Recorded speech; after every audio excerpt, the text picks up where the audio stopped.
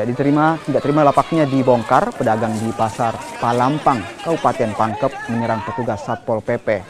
Kericuhan berakhir setelah personel TNI Polri yang berada di lokasi turut menenangkan para pedagang. Pedagang kaki lima Pasar Palampang menolak direlokasi ke Pasar Sentral karena dinilai sudah penuh dengan pedagang lainnya. Meski sempat terjadi kericuhan, Satpol PP tetap menertibkan lapak pedagang kaki lima. Sebanyak 31 lapak milik pedagang dibongkar untuk direlokasi.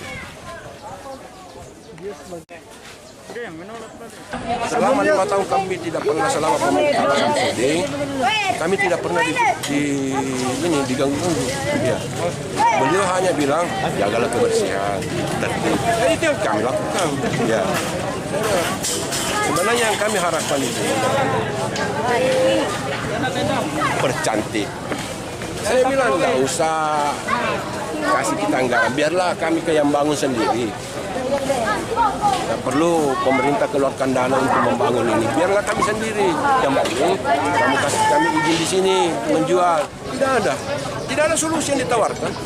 Dia suruh ke lantai 2 pasar. Lah, yang di pasar itu ada rampunya. Kita lakukan 2 kali dalam bentuk pertemuan dan 1 kali secara langsung, yaitu kemarin. Kami dari tim, khususnya dari Satuan Pertahanan menyampaikan dengan hormat, dengan sangat berharap mereka lah yang membuka lapak ini sehingga tidak ada kesan ada penertiban dari pemerintah daerah. Selanjutnya kami memberikan pemahaman bahwa ini bukan penggusuran, tetapi hanya pergeseran. Dalam artian mereka tidak mau dimatikan usahanya. Karena hasil rapat di kantor lurah hadir yang mewakili Kepala Dinas Perdagangan itu akan diakomodir.